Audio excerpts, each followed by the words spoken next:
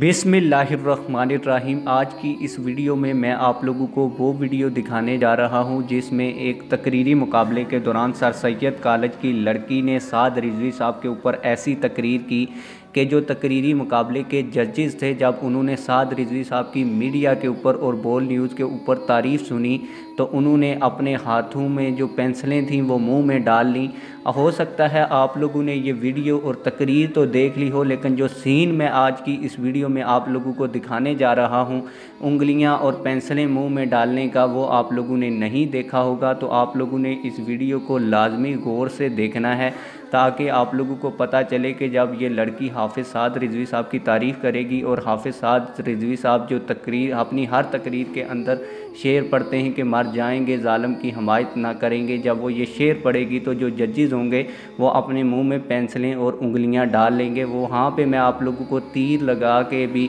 आपको इंडिकेट करके भी दिखा दूंगा। आप लोगों का ज़्यादा टाइम वेस्ट नहीं करना, सिर्फ एक छोटी सी रिक्वेस्ट है कि अगर आपने अभी तक हमारे चैनल को सब्सक्राइब नहीं किया तो जल्दी से चैनल को सब्सक्राइब कर दें और वीडियो को लाजमी से लाइक करें ताकि आने वाली नई वीडियोस आप लोगों को बर वक्त मिलती रहें। आप लोगों का ज़्यादा टाइम वेस्ट नहीं करूँगा और आप लोगों को वीडियो दिखाऊँगा। वीडियो आप लोगों ने गौर से देखनी है और वो जो सीन है उंगलियां मुंह में डालने का और पेंसिलें मुंह में डालने का, वो आप लोगों ने लाजमी देखना है। जो चीख चीख कर 57 इस्लामी ममालिक के हुक्मरानों को ये पैगाम दे रही थी कि हर हक परस्त आज भी पुरएतमाद है, हर हक परस्त आज भी पुरएतमाद है। जब मैंने बर्मा में नन्हे बच्चे को दहशतगर्दों की गोलियों के सामने एक हाथ में फीडर लिए और एक हाथ में चंद कंकड़ लिए देखा तो उससे सवाल कर बैठी कि ऐ नन्हे बच्चे, क्या तुझे लगता है कि तेरे हाथ में मौजूद ये चंद कंकड़ इन दहशतगर्दों की गोलियों से ज्यादा ताकतवर हैं?